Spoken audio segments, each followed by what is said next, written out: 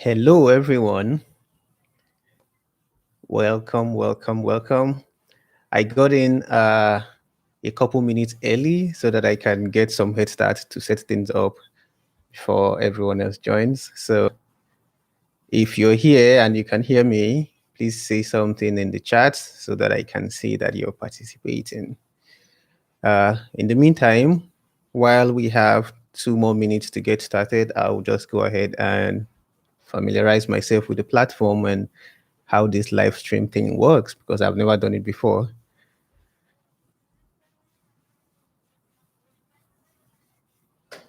Oh, the chat is over here. That's good. Yay. Thank you, John. Thank you for joining.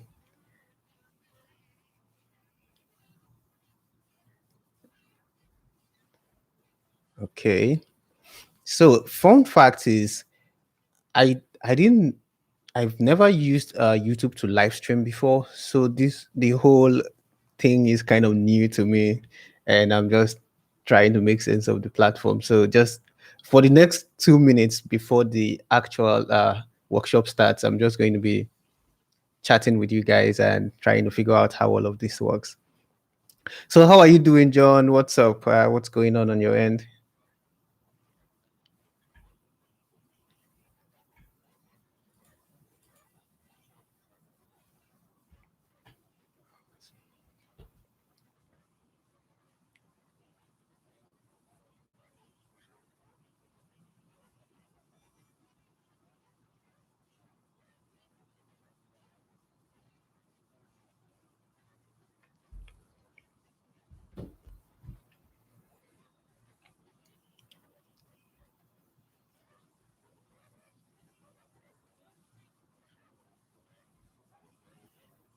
Of course, I know the vibes.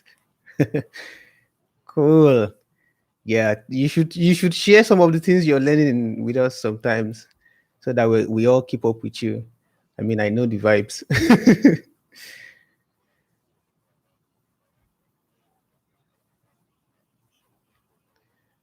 Please, if you're just joining in, let me know for sure that you're hearing me because I'm not seeing my mic move. So I hope you're hearing me. Send in some of your favorite emojis in the chat, and I will know that you're here.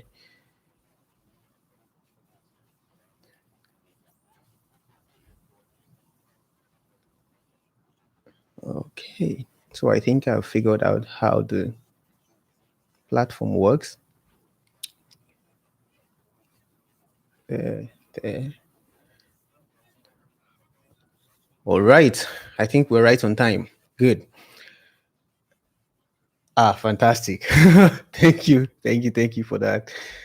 Because I'm looking at the mic stream thing, but I'm not seeing it move, so I wasn't sure that you guys can hear me. All right, good. So the live stream today is going to be mostly about Jamstack, right? Trying to tell you all about the Jamstack and how to get started and exactly all you need to know to say that, oh, I know about Jamstack.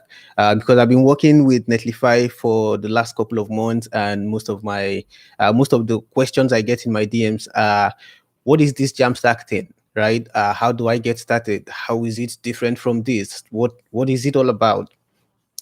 And I found myself sending some resources to people a couple of times when they ask me those questions, and it's not usually very helpful, I would say, because at the end of the day they would come back with the same questions and I'm like, but I thought I sent you that resource to look at.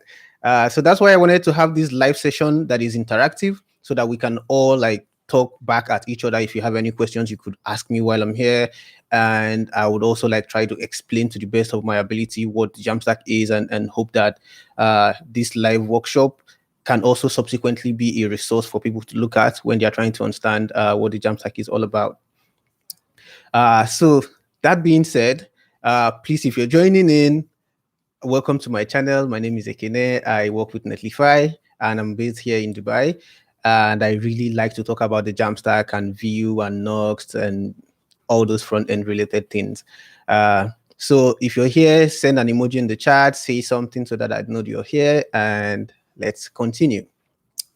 So I think the first question that comes to mind when we're talking about the Jamstack is to answer the question, what is the Jamstack, right? And actually, let me send you a link where you can find a quick answer to that question.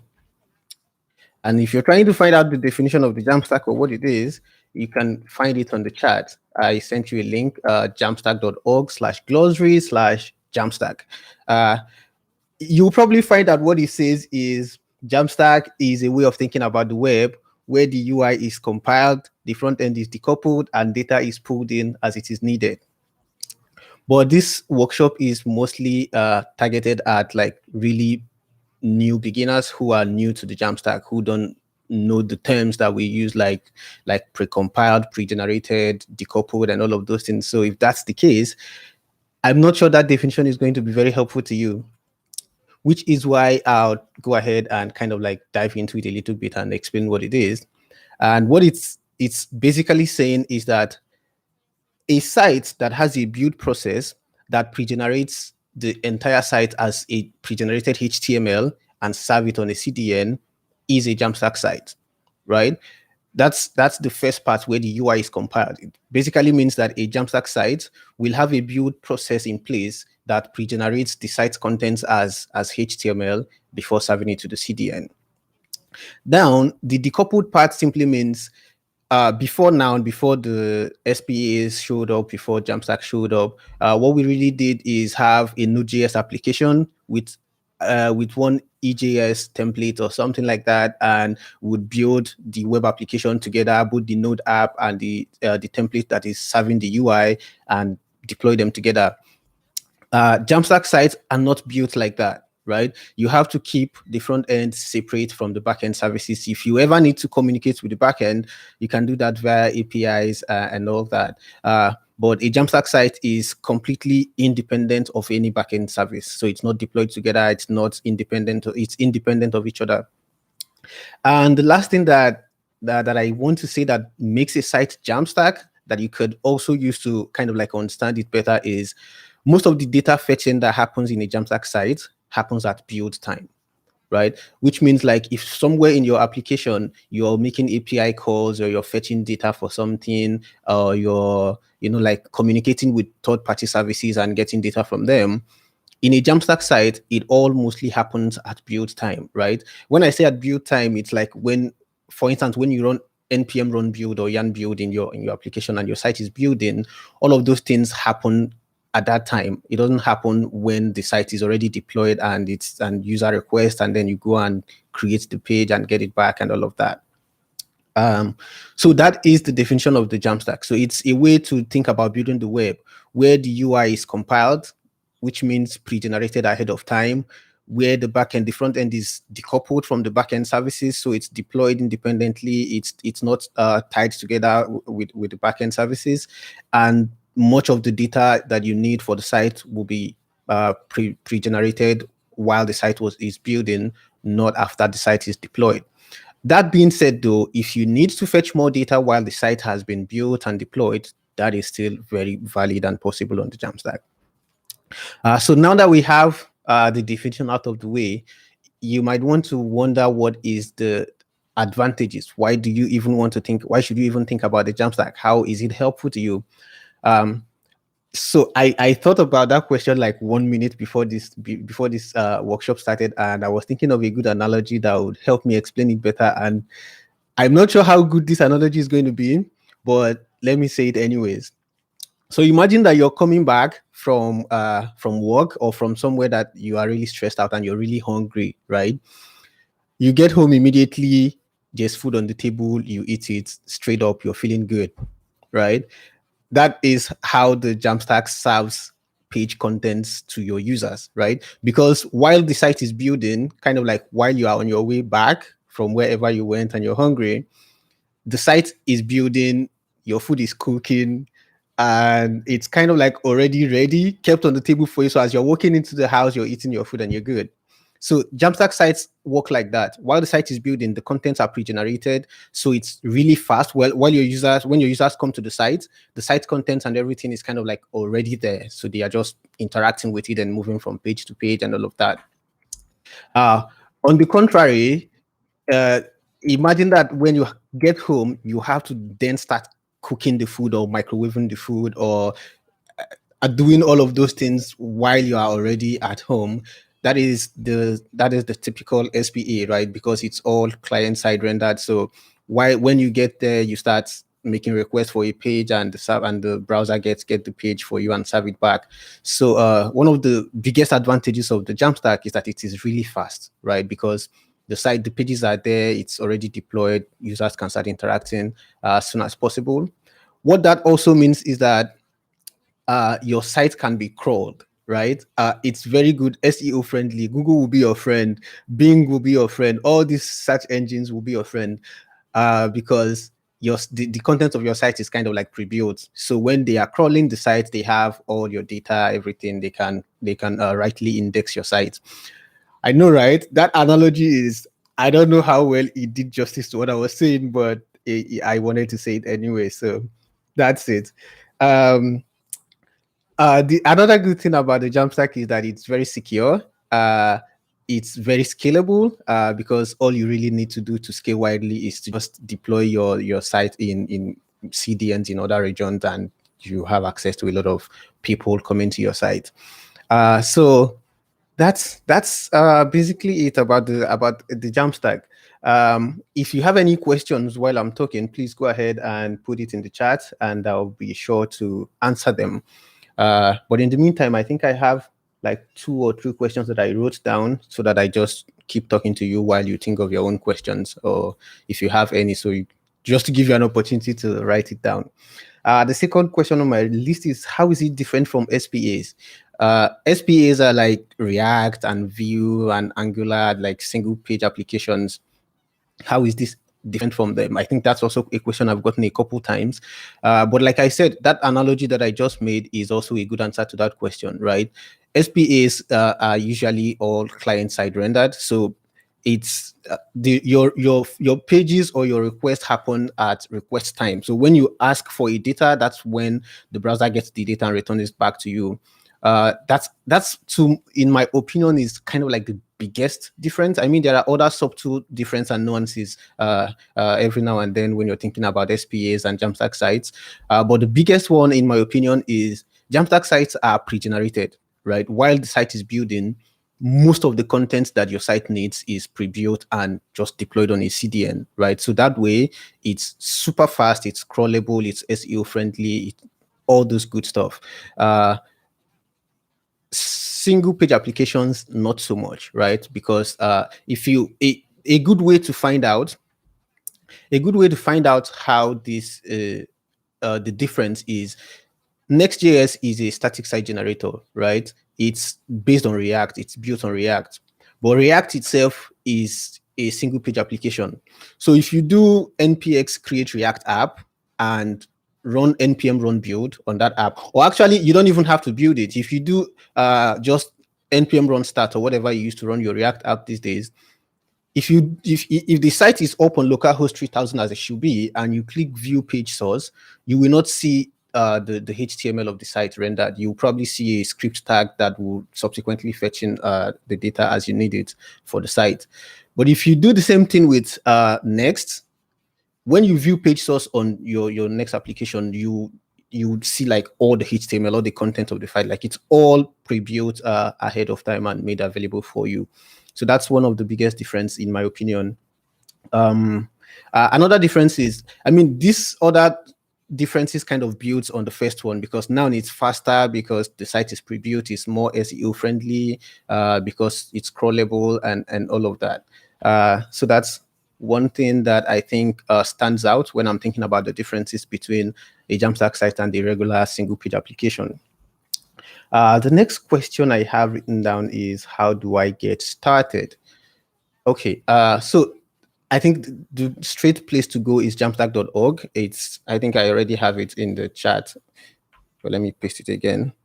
That's where you get all the information you need about the Jamstack. If you want to see example projects that people have done, it's all there. If you want to see like definition of terms relating to the Jamstack, it's also there.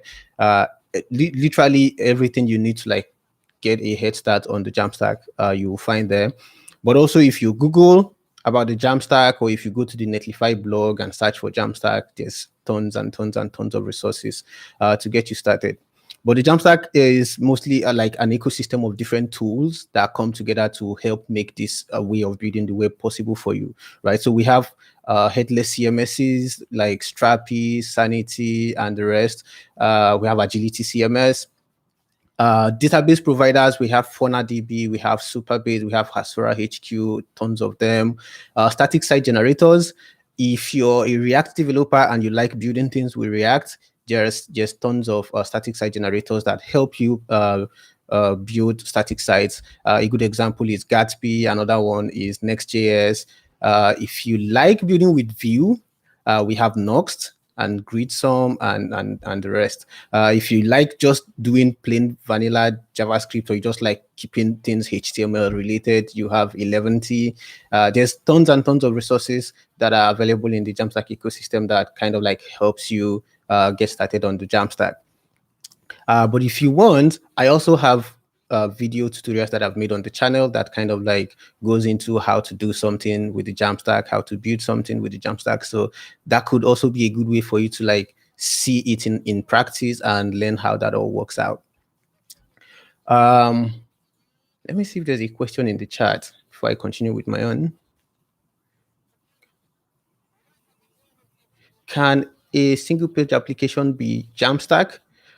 Well, I think it all depends on how your site is built and served, right? If you build your site in such a way that you can pre-generate the contents, if you build your SPA in such a way that you can pre-build the sites and then deploy it to a CDN where it is served globally to your users, that would qualify it as a Jamstack site, right? Because one thing is, like, if you go by my first definition of a Jamstack site, the first thing is your contents have to be pre-generated ahead of time. The front end has to be decoupled from the backend services, so that is already a Jamstack site thing, because your SPA sites are by default decoupled unless you don't want to decouple them. And the last thing is most of your data fetching has to happen at build time. So that could tell you, if you find a way around that in your single page application, then yes. But if that's not the case, then it's just an SPA. The next question is, are there popular projects that are built on the Jamstack? Yes. Actually, if you go to jamstack.org/examples, you should see a ton of them. I'm not sure why, but I thought at some point that if I do a live stream on YouTube, that I should be able to share my screen and like show you through all of these things that I'm saying. I thought that would be available by default, but when this stream started, I tried to search around for a way to share, and there's none. Maybe someone can tell me how to do that later, but it doesn't seem like it's something that is available by default. Maybe I have to do some configs for that to work. But yeah, that's a very surprising thing for me. I thought that would be available by default. So if you go to jamstack.org/examples, you will see a lot of the projects that have already been done with the Jamstack. One of the most popular ones is the COVID tracking project. It's built on the Jamstack. If you go to Jamstack Conf as well, you will see okay, actually, let me send you a link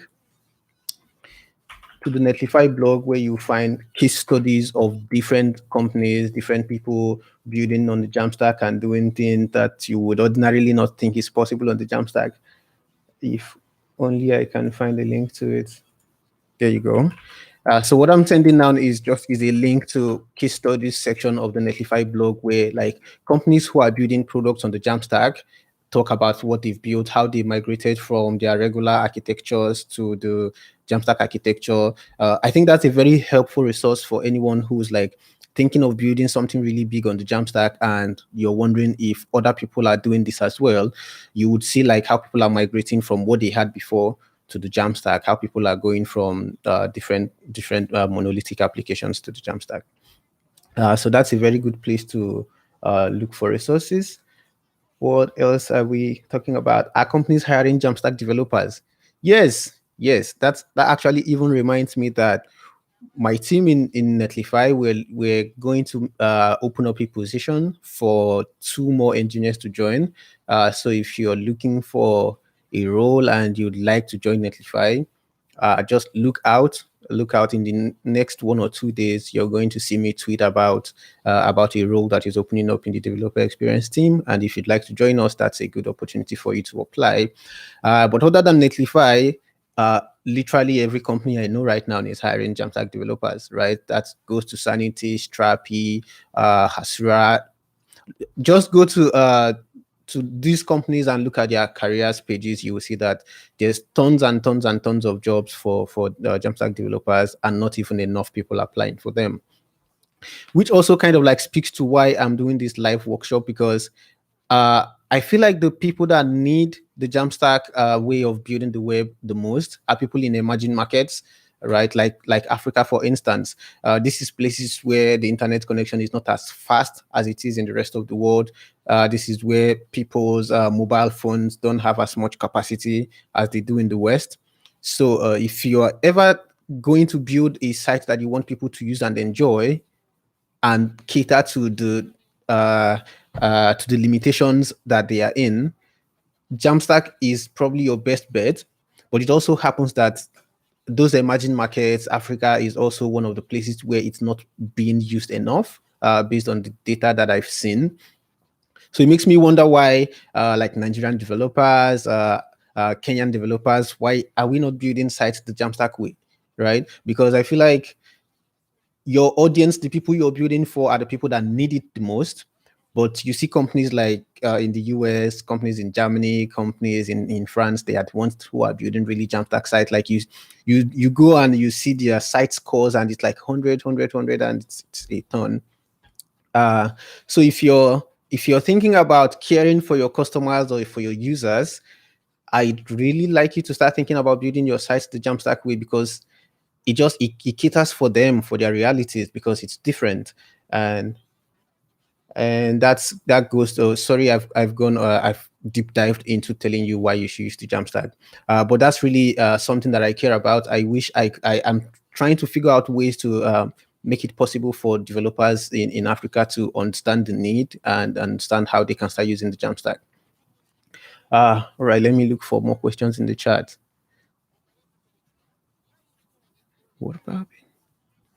What about building with Angular? Not sure I got a framework / tool for that. Yes, there's a static site generator for Angular. It's called Scully. If you search for it, it's SCULLY. It's called Scully. So if you're an Angular developer and you're trying to get into the Jamstack, feel free to use that framework. It's a static site generator that is based on Angular, and you can use it to build your Angular site. What is a developer experience role? I'm all new in tech. So developer experience is kind of like a department in developer relations.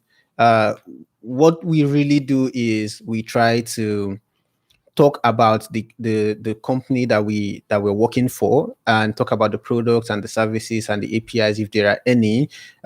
Basically, you write a lot of blog posts, you do a lot of tutorials, I was speaking with somebody yesterday, and I'm like, I think the bulk of my job is really to teach, right? To understand how things work together, and tell people and tell developers so that they can also gain from my knowledge and experience.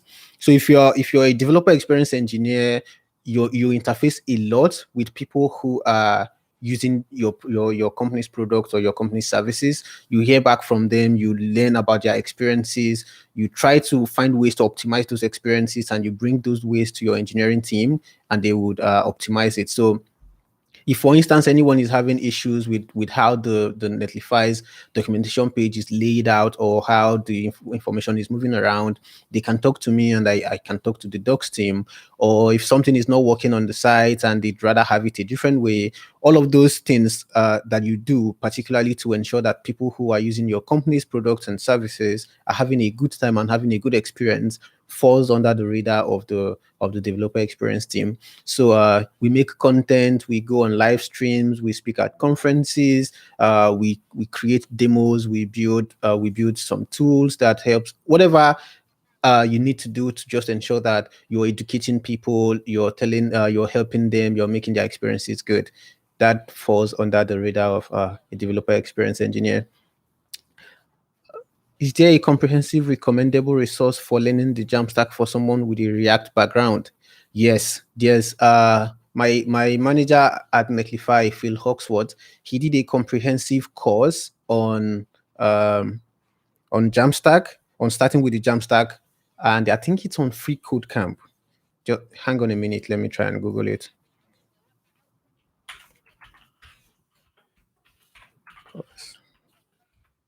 If anybody Googles this before me, please feel free to share.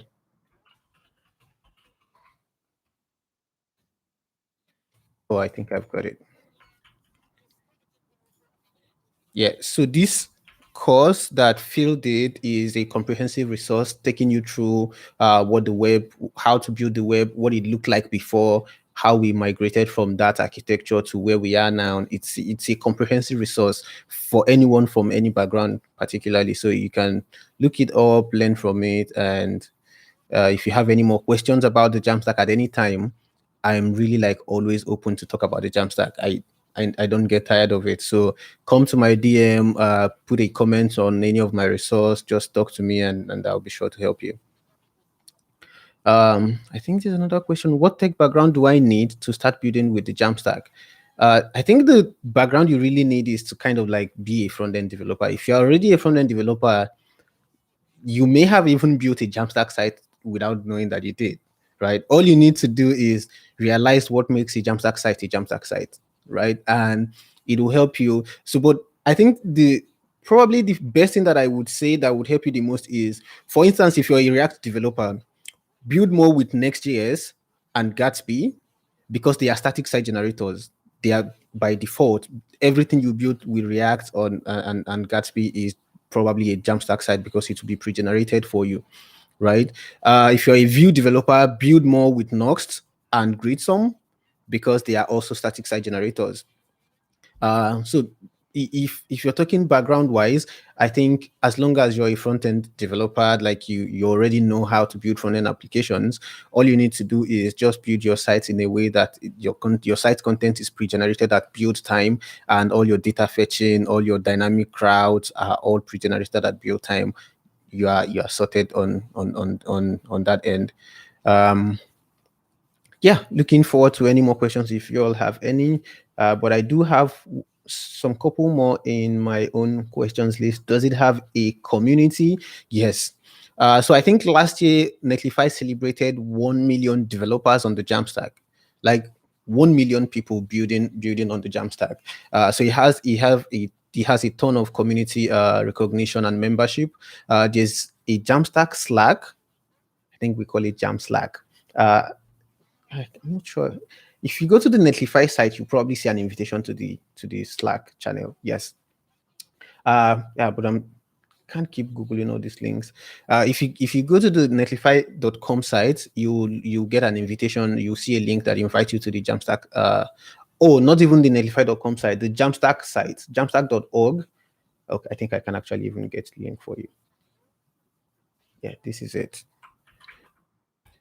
So it's a community of Jamstack developers. So if you are ever building a site and you don't have and you have questions and you're wondering if there's a community of people that I can talk to who have probably gone through the same thing or who you can speak with to get help, that's they are there for you. You can also talk to any of my team members.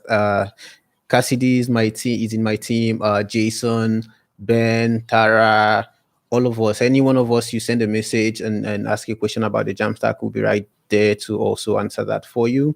There's also a Stack Overflow page that is dedicated to the Jamstack. So if you ever have questions, feel free to ask on Stack Overflow. Feel free to ask on Reddit and on dev.tu and all of those popular platforms.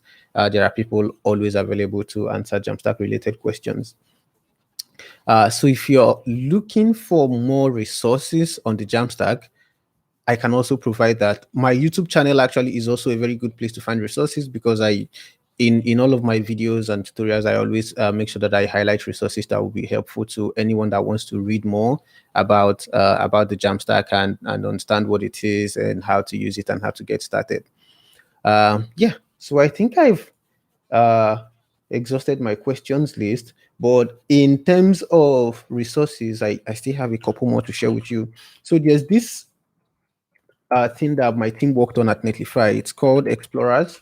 If you go to explorers.netlify.com, you should find it's a free platform where we kind of like just teach people the Jamstack in a lot of different ways.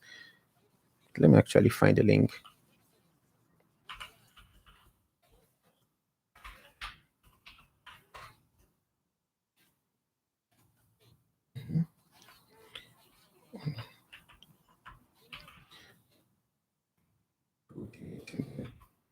It in the chat.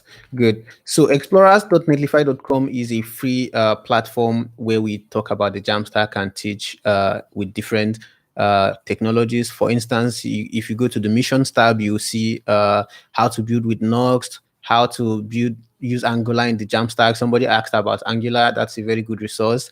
How to do split testing with Netlify, how to build a blog with Nuxt and Strapi, getting started with Next.js, Next.js from the ground up. There's a ton of courses that are all completely Jamstack focused that are there for you. So that's also a very good resource if you're looking for resources on the Jamstack. If you also go to Smashing Magazine or CSS Tricks, all these tech blogs that developers go to find resources and read about stuff, and search for the Jamstack, you see a ton of resources as well that are all like laid out and available for you to consume as you wish.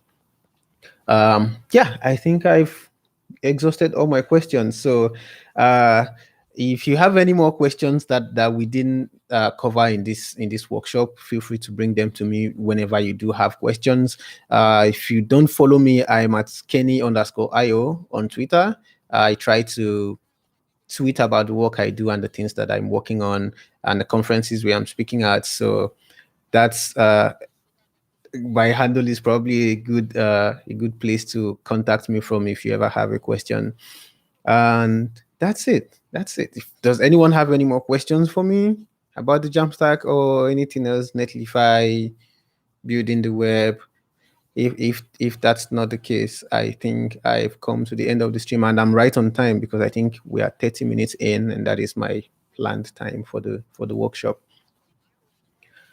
All right then.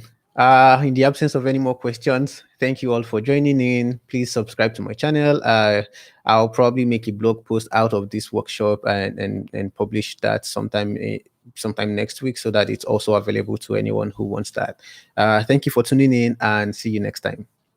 Bye.